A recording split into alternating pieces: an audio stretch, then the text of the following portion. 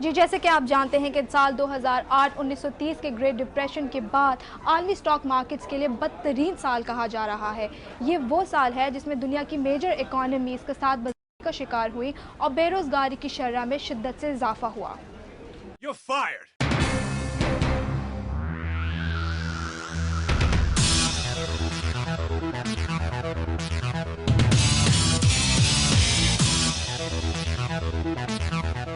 عالمی مالیاتی بحران کا آغاز امریکہ کے ہاؤسنگ سیکٹر میں سب پرائم لون سے شروع ہوا۔ سب پرائم لون وہ قرضے ہوتے ہیں جو ان افراد کو مہیا کیے جاتے ہیں جن کی مالی حیثیت ٹھیک نہیں ہوتی۔ ان لوگوں کو مالی معاونت کے لیے زیادہ شرح سود پر قرضے جاری کیے گئے جن کی ادائیگی ان کے لیے ناممکن ہو گئی اور یہ افراد مزید قرضوں کے جال میں پھنستے چلے گئے۔ اس بحران میں مارچ 2008 میں امریکہ کا ایک مالیاتی ادارہ بیئر سٹرنز دیوالیے کے خدشے سے 29 ارب ڈالر میں جے پی مورگن چیس کو فروخت کر دیا گیا۔ اس کے بعد امریکی حکومت نے فیڈرل ہاؤسنگ انتظامیہ کو 300 ارب ڈالر کا بیل آؤٹ پیکج فراہم کیا تاکہ رہن میں رکھے گئے سیکیورٹیز کو خریدا جا سکے، جس کے بعد فیڈرل ڈپارٹمنٹ نے ہاؤسنگ قرضے فراہم کرنے والے بڑے ادارے فینی مے اور فریڈی میک کو 200 ارب ڈالر میں خرید لیا۔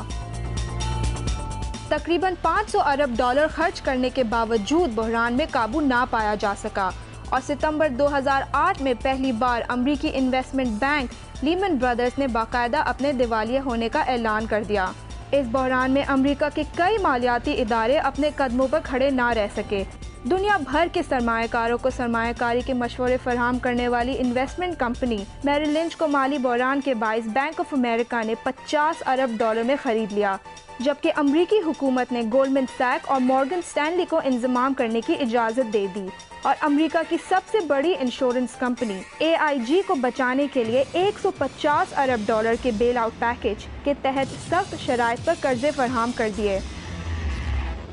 امریکی حکومت کی جانب سے مالیاتی بحران سے نکلنے کے لیے 700 ارب ڈالر کا بیل آؤٹ پیکج بھی سرمایہ کاروں کا اعتماد بحال نہ کر سکا، جس کی وجہ سے 2008 میں دنیا بھر کی سٹاک مارکیٹس کا بدترین سال دیکھا گیا۔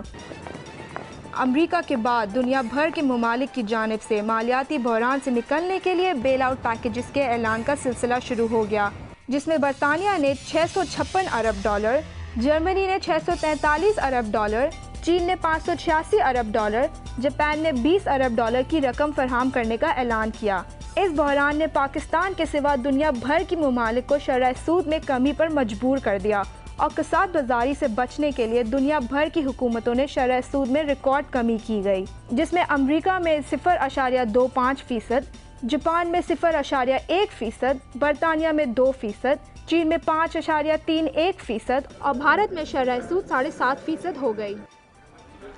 ماہرین کے مطابق 2008 میں عالمی مالیاتی بحران کے باعث امریکہ کو اب تک 3000 ارب ڈالر سے زیادہ کا نقصان ہو چکا ہے، جس کے اثرات نہ صرف امریکہ میں بلکہ دنیا بھر کی سٹاک مارکیٹس میں صاف ظاہر ہیں۔ اس کے علاوہ پاکستان سمیت دنیا بھر کے اداروں میں اخراجات میں کمی لانے کے لیے ملازمین کو فارغ کرنے کا عمل جاری ہے، جس سے یہ بحران شدت اختیار کر سکتا ہے۔ کیمرامین عدنان یایا کے ساتھ مدیحہ جاوید، جیو نیوز، کراچی۔